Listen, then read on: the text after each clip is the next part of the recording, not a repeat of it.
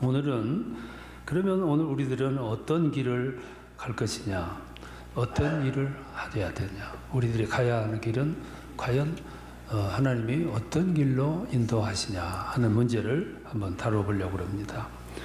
사람들은 한 가지 소망을 가지고 있어요. 그 소망은 한결같이 성공하는 생활이고 또 승리하는 방법을 추구합니다. 어떻게 하면 성공할까? 오늘 현대인들의 최대의 목표는 성공입니다. 목표 그 이상을 잡아서 이 성공은 오늘 현대인들의 우상이기도 해요. 성공하기 위해서 헌신하고 성공하기 위해서 희생하고 모험하는 것을 마다하지를 않습니다. 그런데 성공하는 길에는 두 가지 방법이 있을 수 있어요. 하나는 사람의 방법으로 성공하는 게 있고 또 하나는 하나님의 방법으로 성공하는 길이 있을 거예요. 사람의 방법으로 성공하는 길은 여러분들이 너무 잘 알고 있습니다. 또 지금도 그렇게 또 살아가고도 있을 거예요. 근데 오늘 이 본문은 우리들에게 하나님의 방법으로 또 주께서 지시하는 방법으로 성공하는 길이 있다 하는 것을 말씀을 합니다. 이 말씀 드리기 전에 먼저 여러분들에게 질문부터 드리겠습니다. 여러분은 예수님의 제자입니까? 아니면 그냥 신자입니까? 이 질문은 여러분 스스로가 대답을 해야 됩니다. 나는 지금 과연 예수님의 제자인가? 아니면 그냥 신자인가? 어떻게 보면 이 질문은 굉장히 심각한 질문이에요. 예수님의 제자는 가는 길이 따로 있습니다. 예수님의 제자는 오늘 주일날 예배 드리기 위해서 올 때 그리고 예배를 준비하면서 어떤 감격이 있었을 거예요. 기쁨도 있었을 거고. 진정한 제자는 오늘 현재 나의 삶을 통해서 발견하는 것이 하나 있는데 그게 뭐냐면 구원에 대한 감격이에요. 아마 제자의 가장 중심적인 신앙 중심은 감격일 거예요. 구원에 대한 감격, 예배에 대한 기쁨. 이거는 신앙인들의 삶의 핵심이라고 볼 수 있죠.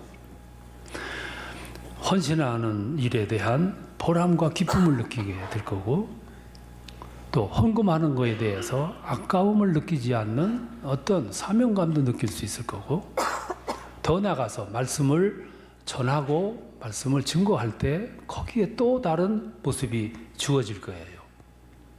전도할 때 남다른 각오가 주어질 수도 있고 어떤 주님을 위해서 헌신하고 손해보고 희생한다는 일에 대해서 어떤 면에서는 보람과 기쁨과 즐거움을 느끼게 될 거예요. 그것이 아마도 제자가 갖는 마음이 아닐까 싶습니다. 또 제자는 제자가 가는 길이 따로 있습니다. 오늘 성경 본문을 보면 그 길을 제시를 해주고 있어요. 그냥 신자라면 편안한 길 가려고 할 거고 그리고 쉬운 길 가려고 할 거예요. 근데 진정한 제자라면 어떤 면에서는 쉬운 길을 마다하고 어려운 길을 선택할 수도 있어요. 어쩌면 그게 십자가의 길이죠. 제자와 그냥 신자와의 차이는 분명합니다. 그럼 제자는 어떤 길을 가야 되냐 하면 오늘 본문에서 가야 할 길을 제시해 주겠어요. 제자는 이런 길을 걸어가야 된다. 그러면서 말씀하기를 좁은 문으로 들어가라. 멸망으로 인도하는 문은 크고 그 길이 넓어 많은 사람들이 그 길을 가지만 그런데 생명으로 인도하는 문은 좁다. 그리고 가는 길이 매우 힘들다 하는 것을 말씀을 하고 있습니다. 모든 사람들에게는 공통점이 하나 있어요. 그건 편안한 길을 가고 싶어 하고 넓은 길을 가고 싶어 하고 넓은 문을 통과하고 싶어 하는 마음이 있어요. 그 좁은 길을 넓게 뚫어라. 편안하고. 아주 편안하게 갈 수 있도록. 사람들은 그 길을 대로라 그렇게 이름을 붙여요. 집을 짓고 문을 만들어요. 그 문을 대문이라 그래요. 들어가기 좋고 나오기 좋고 가기 좋고 아주 쉬운 길. 근데 어쩐지 예수님은 그런 넓은 길, 편안한 큰 문이 아니라 오늘 성경을 보니까 좁은 문으로 가라고 강권하세요. 좁은 길 가고 좁은 문으로 들어가라. 그 길이 생명의 길이라고 성경은 강조합니다. 아마 좁은 문으로 들어가라고 강조한 데는 몇 가지 의미가 있을 거예요. 그 담고 있는 아주 중요한 의미가 있겠죠. 그 중에 하나가 절제하라는 뜻일 거예요. 좁은 길 가려면은 절제가 필요한 거죠. 여러분, 우리가 살아가는 세상에는 많은 사고가 있어요.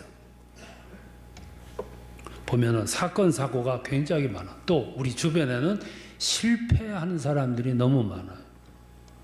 근데 사고와 사건과 실패의 원인을 조금 깊이 들여다보면 거기에 절제가 없었다 하는 것을 발견하게 될 겁니다. 모든 부분이 공통점. 교통사고의 거의 전부는 절제가 없었기 때문에 주어지는 사고일 거예요. 우리들이 살아가는 모든 삶이나 오락을 또 취미나 모든 것들도 절제가 필요한데 그 절제의 선이 무너지면 사고로 이어질 수밖에 없는 거죠. 그래서 성경은 하지 말라 하는 말이 참 많아요. 많은 사람들은 그걸 너무 소극적으로 표현한 것이라고 얘기하지만은 이것 때문에 강조하신 말씀이죠. 영적인 생활, 신앙 생활에도 절제가 필요해요. 잠잘 거 다 자고, 먹을 거 다 먹고, 놀 거 다 놀고, 즐길 것도 다 즐기고, 영적 생활이 이루어질 수가 없는 거죠. 그래서 좁은 길을 강조한 이유는 바로 이 자기 부정 내지는 절제를 강조하는 말씀이 아닌가 싶어요. 우리 삶에 적절한 절제의 삶은 우리 신앙의 삶을 생명의 길로 인도하고 승리의 길로 인도하는 첩경일이 아닌가 싶어요. 그래서 좁은 문으로 들어가라고 강조를 하고 있습니다. 또 하나는 이거는 절제뿐만 아니라 비우라는 뜻일 거예요. 좀 내려놓으라 하는 뜻일 거고, 또 그 말을 또 좀 넓은 의미에서 보면은 부정해라 하는 뜻일 수 있어요. 자기 부정. 여기서 좁은 문을 강조하는 것은 그 시대에 좁은 문이 있었기 때문에 비유로 하셨을 거예요. 그 시대는 성을 쌓고 사람들이 성 안에서 주로 살았어요.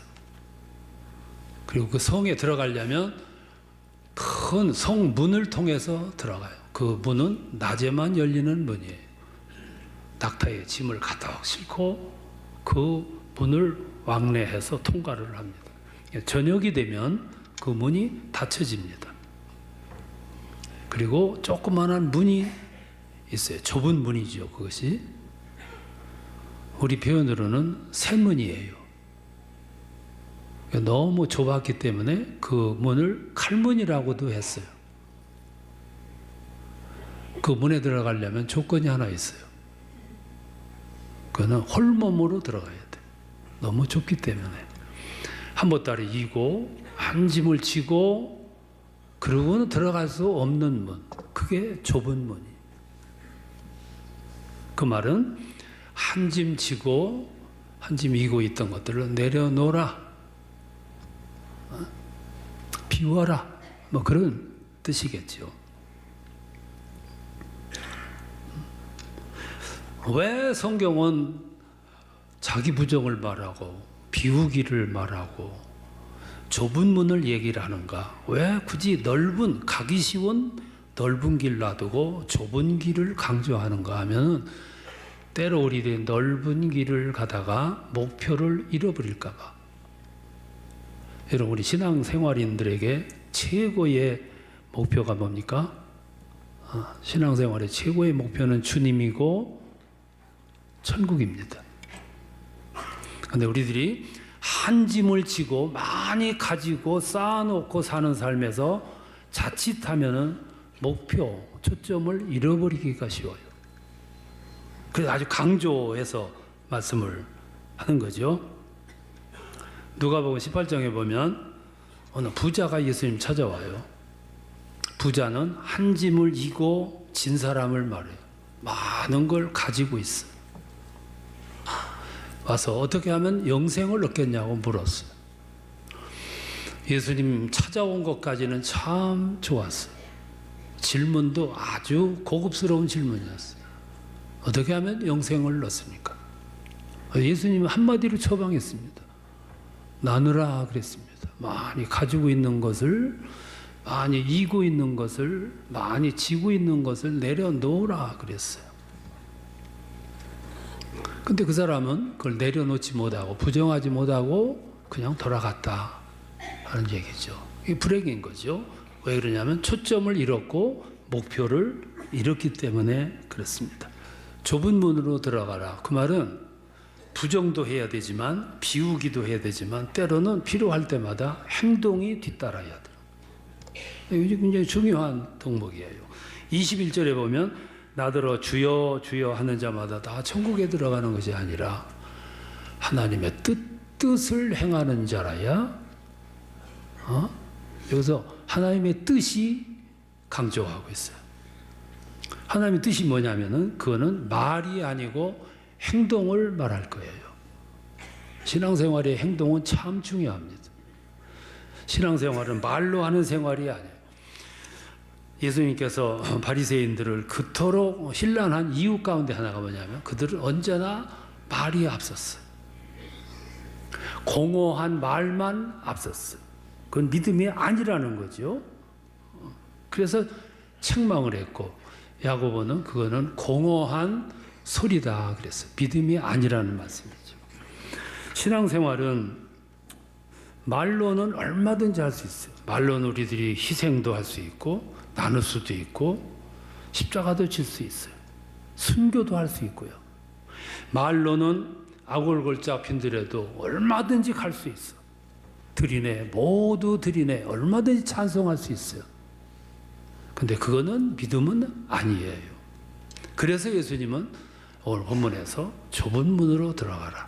그 말은 행동하라 그 말이죠. 절제를 요구하고 비움을 요구하고 행동을 요구하는 거예요. 오늘 세상에서 자꾸 교회를 향해서 요구가 많아요. 그 시대를 살아온 그리스도인들에게 자꾸 힐난을 해요. 비난을 하고.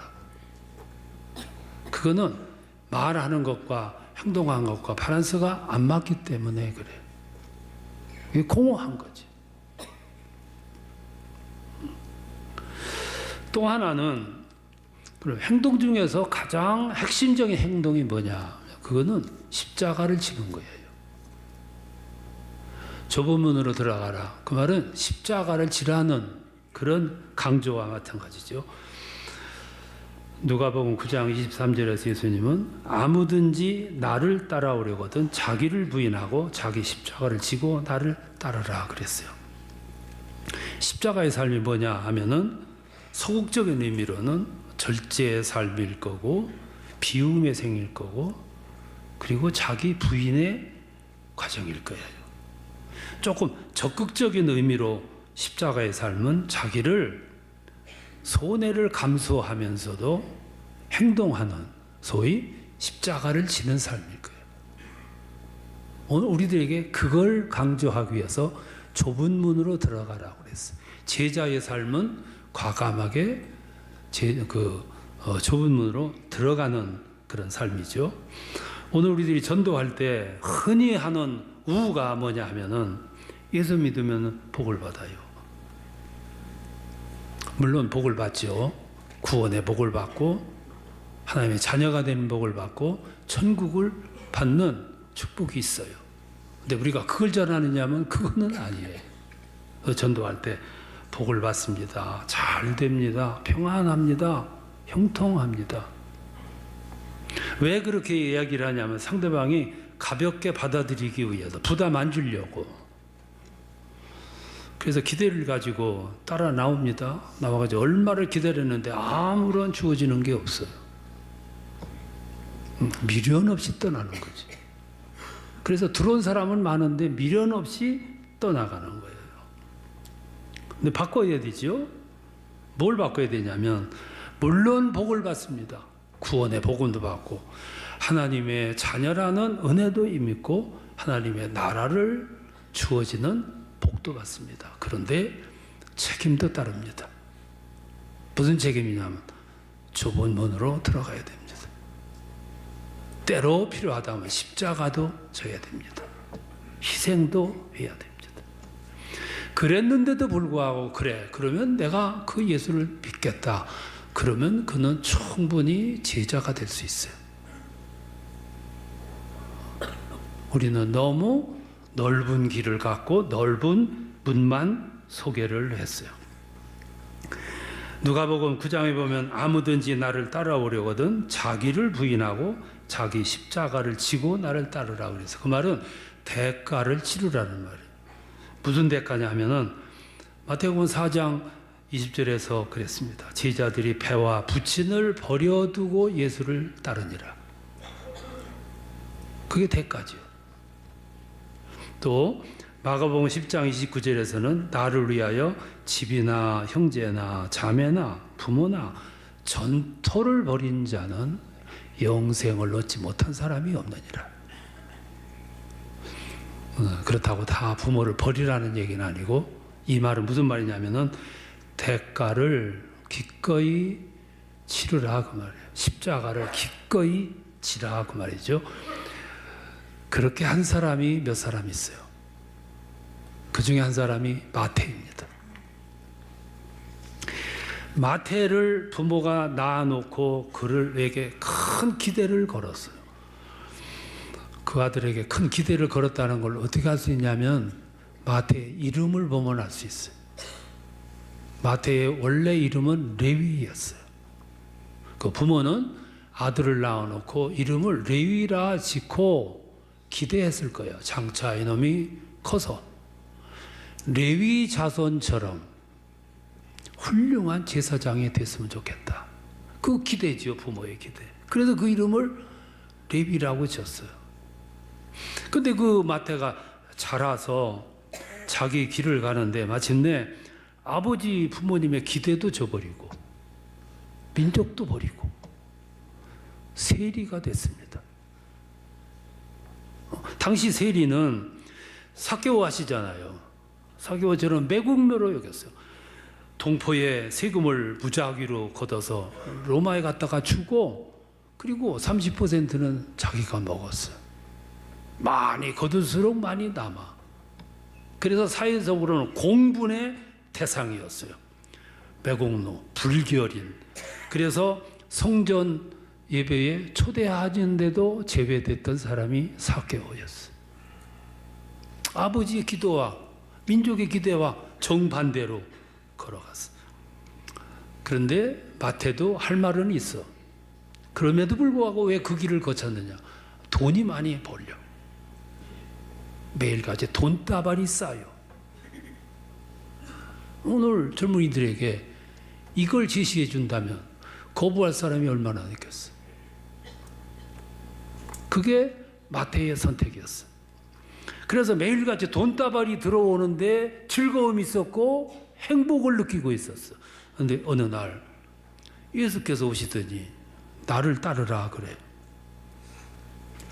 나를 따르라는 의미가 무슨 뜻인지 잘 알았어요. 오늘 성경은 마태가 나를 따르라 하니까 금방 따라 나선 것으로 나타나지만 마태는 고민을 많이 했어. 이걸 버릴 거냐 아니면 고난의 길을 갈 거냐, 좁은 길을 갈 거냐 아니면 넓은 길을 그냥 갈 거냐, 돈을 선택하고 편안한 길 갈 거냐 예수를 따라서 좁은 길을 걸어갈 거냐. 얼마나 심각한 고민이에요. 여러분 손자가, 여러분 아들이, 여러분 동생이 이 환경이라면 어떤 길 가라고 하겠습니까? 넓은 길 가고 매일같이 돈 많이 벌려 매력 있는 길이야. 예수님 따라가려면 좁은 길 걸어가야 돼. 고생해야 돼. 어느 길을 가야 돼? 마태는 심각하게 고민하다가 마침내 예수의 제자가 되기로 결심을 해요. 예수의 제자가 되기로 결심했다는 얘기는 좁은 문으로 들어가기를 각오했다는 말이고, 비우기로 작정했다는 말이고, 포기했다 그 말이에요. 그래서 성경은 그 다음부터 마태를 세리라고 하지 않았어요. 제자라고 그랬어요. 그리고 더 이상 민족을 배반한 세리라고 표현하지 않고 예수님의 말씀을 기록하는 마태복음의 저자가 됐어요. 그리고 마지막에는 그 예수를 위해서 십자가의 그 순교를 당하는 아픔을 마다하지 않고 순교자의 길을 걸어가게 돼요. 이게 좁은 길 걸어가는 거예요. 그는 미련 없이 그 길을 버렸고 결단을 해서 제자가 됐어요. 그게 좁은 문 가는 사람이에요. 또 한 사람이 있는데 그게 사도 바울입니다. 사도 바울은 원래 포악했어요. 스데반을 죽이는데 앞장서서 진두지휘를 했던 사람. 그러다가 어느 날 회심을 하게 됩니다. 다메섹 거리에서 만난 부활의 예수를 만나고 회심을 해요. 그리고 그는 전향을 합니다. 이런 사람은 전향을 했다 하면 그냥 하지 않아요. 화끈하게 하지. 아주 홍쾌하게. 그리고 그는 그때부터 예수를 불같이 사랑을 해요. 참 사도 바울처럼 예수를 사랑한 사람도 드물어요. 불같이 사랑. 그 말은 hon쾌하게 십자가를 졌다 그 말이에요. 여러분 누군가를 그렇게 사랑해 본 경험이 있어요? 누군가를 불같이 사랑하면 나머지는 다 버려야 돼. 한 사람을 뜨겁게 사랑하고 불같이 사랑하려면 나머지는 다 포기해 놓아야 되고. 어느 외국 신학자가 한국을 다녀가면서 마지막에 짤막한 멘트 한마디 남겼어요. 한국의 그리스도인은 많긴 많은데 근데 한국의 그리스도인들의 얼굴에 구원의 감격이 없다고. 뼈저린 반성이에요. 구원받은 사람에게는, 발견한 사람에게는, 들은 사람에게는 발견과 들음의 기쁨이 있어야 되는데, 감격이 있어야 되는데 그것이 없는 거예요. 그래서 그냥 신자예요. 다시 한번 묻겠습니다. 여러분은 예수의 제자입니까? 그냥 신자입니까? 제자는 가는 길이 따로 있어요. 그래서 말씀하시기를 좁은 문으로 들어가라. 좁은 문은 길이 협착하고 적기 때문에 가는 사람들이 적지만 그래도 그 길이 생명의 길이니라. 금년 한 해 여러분들은 이 좁은 길을 가기를 힘쓰고 애쓰시고 노력하시기 바랍니다. 그러면 그 길이 곧 성공의 길, 승리의 길, 생명의 길이 될 줄로 믿습니다. 주님이 인도하시면 인도하시는 대로 따라가시면 연말쯤 되면 여러분의 발걸음이 아무래도 승리의 발걸음이었다라고 고백하시게 될 겁니다. 그런 축복이 함께 하시기를 축원합니다.